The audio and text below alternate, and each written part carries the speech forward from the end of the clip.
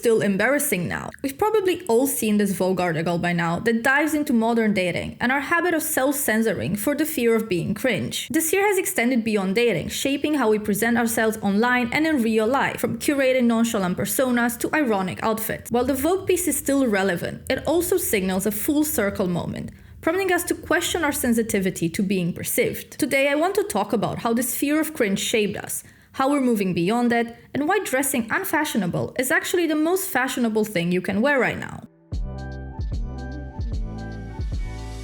If you want to embarrass yourself, you can probably do it by just existing. Or at least that's what social media would want you to believe. Increasingly living our lives online means that we are being seen, perceived, and judged by more people than ever. Because the possibility of being surveyed is now ever present, we start to modify our own behavior. We become inhibited, we self-censor, we begin to view ourselves as though looking from the outside. I've often contrasted this with the early days of social media, when we would post hundreds of embarrassing party pictures on Facebook, random Retrica selfies or Instagram, and would wear things like galaxy print tights and multicolor skinny jeans. Now, the ways to be cringe feel almost endless.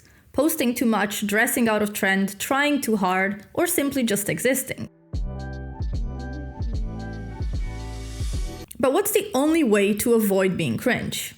Not caring in the first place, though not a confident, doing my own thing kind of attitude. It's actually caring too much while pretending you don't at all and hoping that this will stop others from judging you. One trend that's grown in recent years is doing things ironically.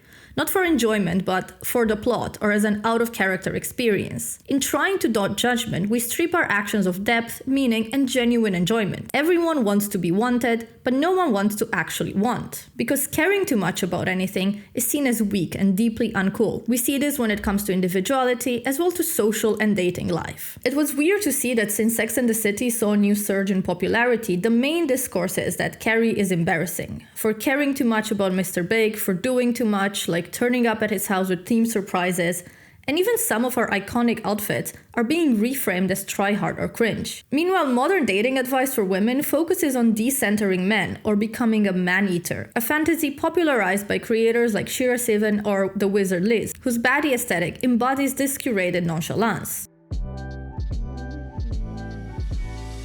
Fashion mirrors society, and what did we get from a society obsessed with not caring? We've seen the move from micro-trends to an obsession with personal style, and somewhere in between also witnessed the rise of ironic fashion. Just like doing things in an ironic way, ironic fashion has emerged as the only socially acceptable way to deviate from what's considered aesthetic. In a way, if your outfit is ugly on purpose, or you suggest some message behind it, then no one can judge you from dressing badly. Some people will wear a plain, boring outfit and caption it something like, "I'm not wearing this in a boring way, I'm wearing it in a Bella Hadid eating pizza on the sidewalk kind of way." So even something intentionally simple needs an ironic fashion reference attached to it to be socially safe. The same mindset is also feeding into what I call community consumerism, buying things not because you like them, but because everyone else is ironically buying them too. The cartoony, mischief boots, Labubus, and most recently, Skims full bush thong. Brands like Balenciaga build their whole identity on this kind of love to hate on them items. A $600 towel skirt, their infamous IKEA bag, Crocs stilettos, and many others. By buying these, a person gets to mock the trend while still participating in it, building a sense of community that gives the wearer a sense of pride for understanding the layers of irony behind an item.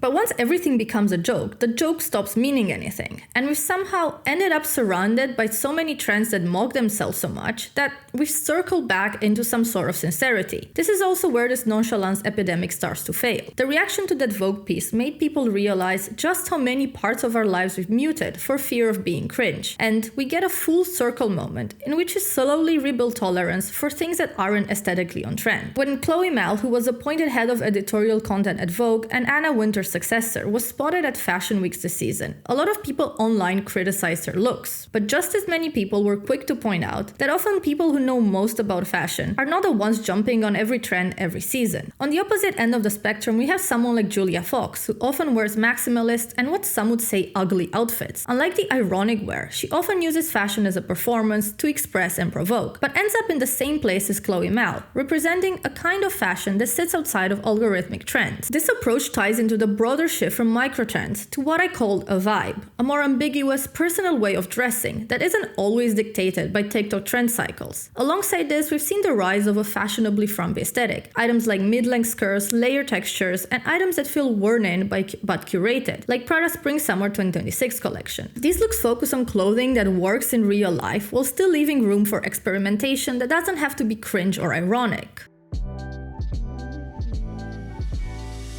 We've gone from hiding what we like to hiding that we care to hiding behind irony. So are we now ready to embrace cringe again? I really don't think microtrends or gimmicky products will totally disappear, but we've seen a change from the runways to the real life. For some people, this means a return to practical outfits without the need to reference anything. For others, it's about experimenting and caring without pretending to be ironic. The whole point is that there's no one-size-fits-all approach, just a shift in mindset that feels more personal and human.